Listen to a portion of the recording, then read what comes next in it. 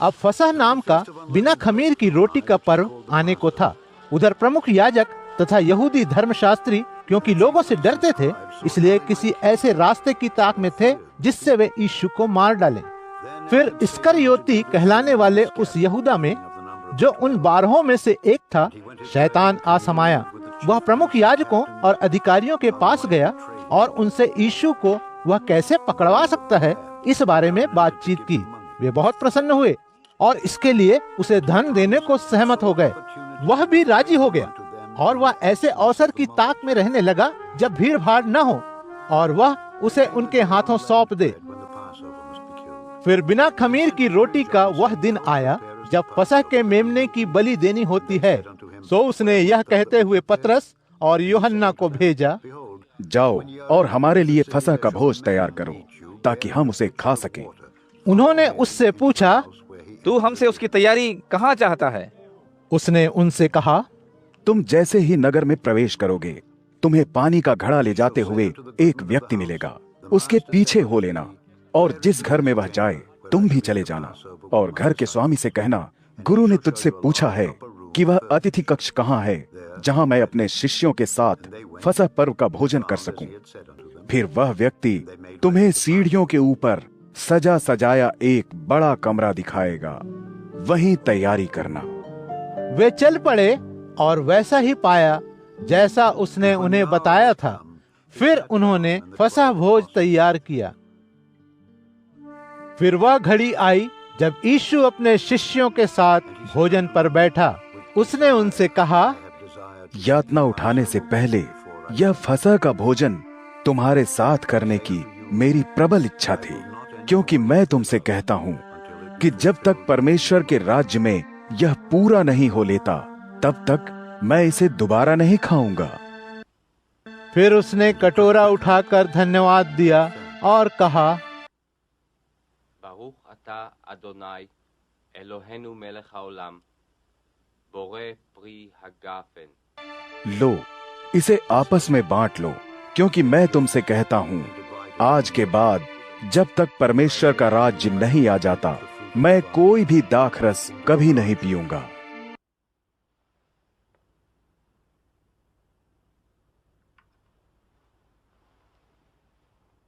फिर उसने थोड़ी रोटी ली और धन्यवाद दिया। ברוך אתה אדוני אלוהינו מלך העולם המוציא לחם מן הארץ। उसने उसे तोड़ा और उन्हें देते हुए कहा, यह मेरी देह है जो तुम्हारे लिए दी गई है, मेरी याद में ऐसा ही करना। לזיכרוני।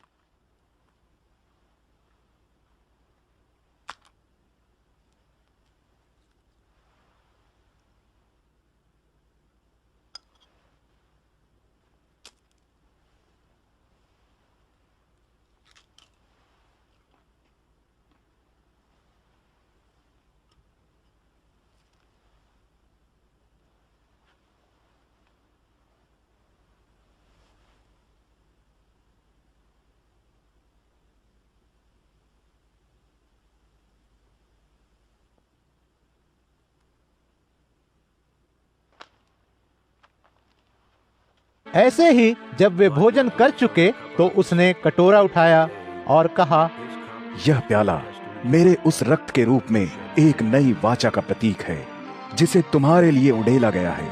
किंतु देखो, मुझे जो धोखे से पकड़वाएगा, उसका हाथ यही मेज पर मेरे साथ है, क्योंकि मनुष्य का पुत्र तो मारा ही जाएगा जैसा कि सुनिश्चित है, किंतु धिक्कार है उस व्यक्ति को जिसके द्वारा वह पकड़वाया जाएगा। इस पर वे आपस में एक दूसरे से प्रश्न करने लगे, उनमें से वह कौन हो सकता है जो ऐसा करने जा रहा है? फिर उनमें यह बात भी उठी कि उनमें से सबसे बड़ा किसे समझा जाए।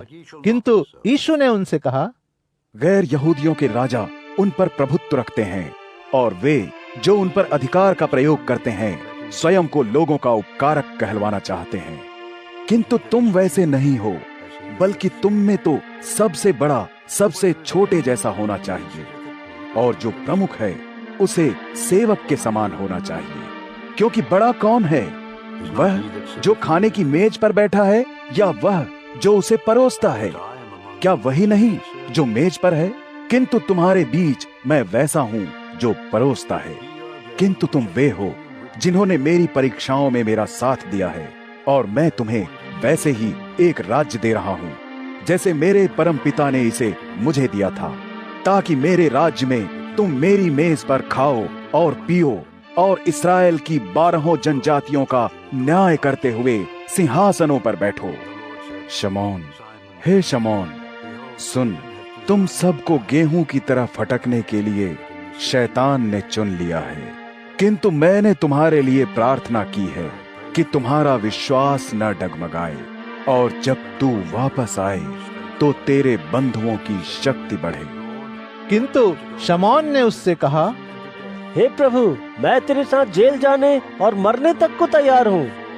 फिर यीशु ने कहा, पतरस, मैं तुझे बताता हूँ कि आज जब तक मुर्गा बांग नहीं देगा तब तक तू 3 बार मना नहीं कर लेगा कि तू मुझे जानता है।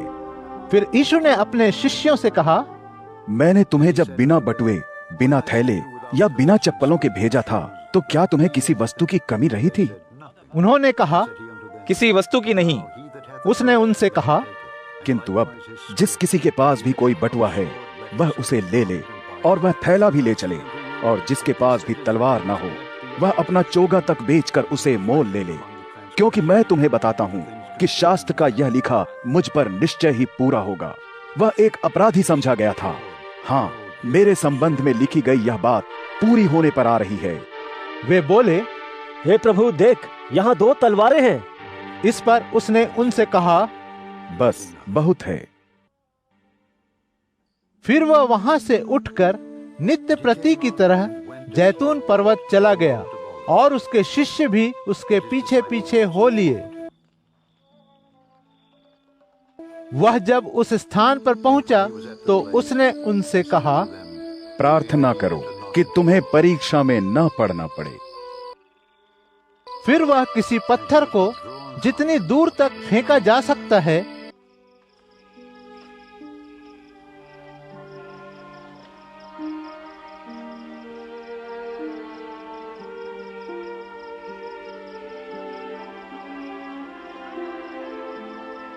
लगभग उनसे उतनी दूर अलग चला गया। फिर वह घुटनों के बल झुका और प्रार्थना करने लगा, हे परमपिता, यदि तेरी इच्छा हो तो इस प्याले को मुझसे दूर हटा। מעליי את הכוס הזאת, אך אל יהא כרצוני। किंतु फिर भी मेरी नहीं बल्कि तेरी इच्छा पूरी हो। तभी एक स्वर्गदूत वहां प्रकट हुआ और उसे शक्ति प्रदान करने लगा। उधर यीशु बड़ी बेचैनी के साथ और अधिक तीव्रता से प्रार्थना करने लगा। उसका पसीना रक्त की बूंदों के समान धरती पर गिर रहा था।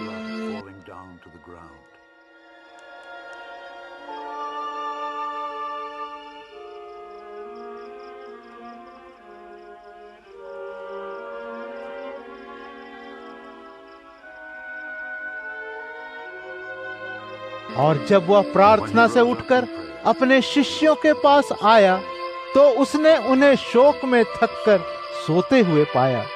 सो उसने उनसे कहा, तुम सो क्यों रहे हो? उठो और प्रार्थना करो कि तुम किसी परीक्षा में ना पड़ो। वह अभी बोल ही रहा था कि एक भीड़ आ जुटी।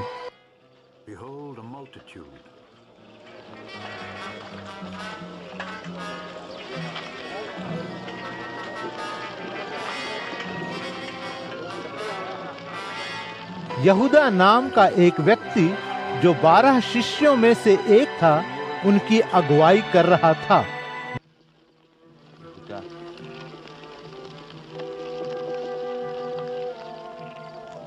वह यीशु को चूमने के लिए उसके पास आया, पर यीशु ने उससे कहा, हे यहूदा, क्या तू एक चुंबन के द्वारा मनुष्य के पुत्र को धोखे से पकड़वाने जा रहा है? जो घटने जा रहा था उसे देखकर उसके आसपास के लोगों ने कहा, हे प्रभु, क्या हम तलवार से वार करें? और उनमें से एक ने तो प्रमुख याजक के दास पर वार करके उसका दाहिना कान ही काट डाला। किंतु यीशु ने तुरंत कहा, उन्हें यह भी करने दो। फिर यीशु ने उसके कान को छूकर चंगा कर दिया।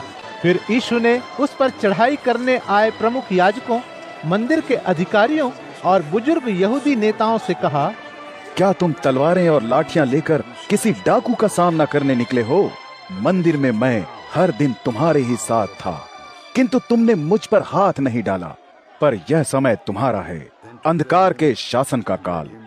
उन्होंने उसे बंदी बना लिया और वहां से ले गए। फिर वे उसे प्रमुख याजक के घर ले गए। पतरस कुछ दूरी पर उसके पीछे पीछे आ रहा था।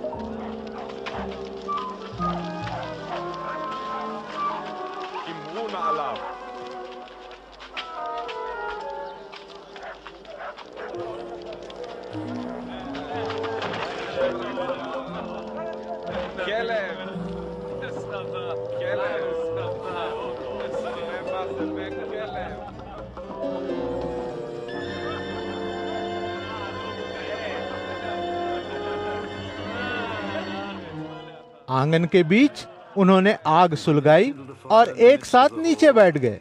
पतरस भी वही उन्हीं में बैठा था। आग के प्रकाश में एक दासी ने उसे वहां बैठे देखा। उसने उस पर दृष्टि गड़ाते हुए कहा, यह आदमी भी उसके साथ था। किंतु पतरस ने इनकार करते हुए कहा, हे स्त्री, मैं उसे नहीं जानता।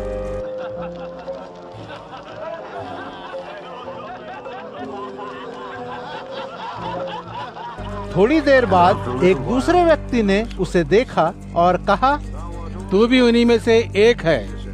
किंतु पतरस बोला, भले आदमी, मैं वह नहीं हूँ।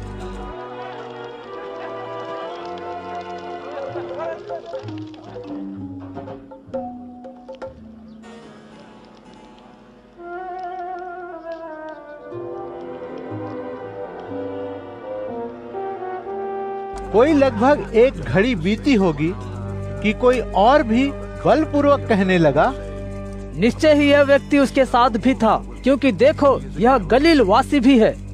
किंतु पतरस बोला, भले आदमी, मैं नहीं जानता तू किसके बारे में बात कर रहा है। उसी घड़ी वह अभी बातें कर ही रहा था कि एक मुर्गे ने बांग दी और प्रभु ने मुड़कर पतरस पर दृष्टि डाली। तभी पतरस को प्रभु का वह वचन याद आया जो उसने उससे कहा था, आज मुर्गे के बांग देने से पहले तू मुझे 3 बार नकार चुकेगा। तब वह बाहर चला आया और फूट फूट कर रो पड़ा।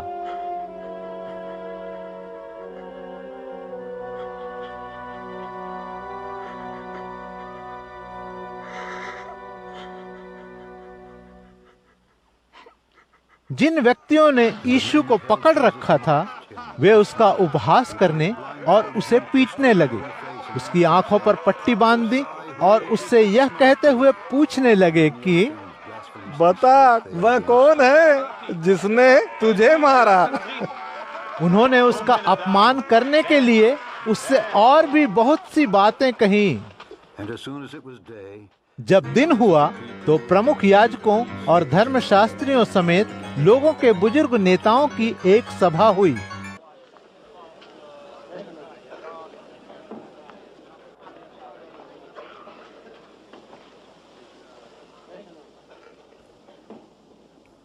फिर वे लोग उसे अपनी महासभा में ले गए। उन्होंने पूछा, हमें बता, क्या तू मसीह है? यीशु ने उनसे कहा, यदि मैं तुमसे कहूं तो तुम मेरा विश्वास नहीं करोगे।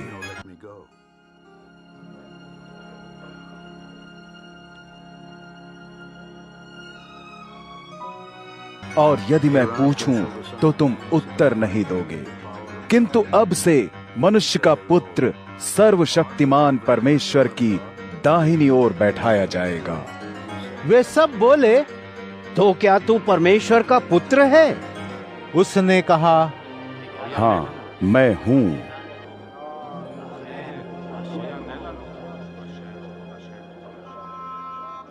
फिर उन्होंने कहा, अब हमें किसी और प्रमाण की आवश्यकता क्यों है? हमने स्वयं इसके अपने मुंह से यह सुन तो लिया है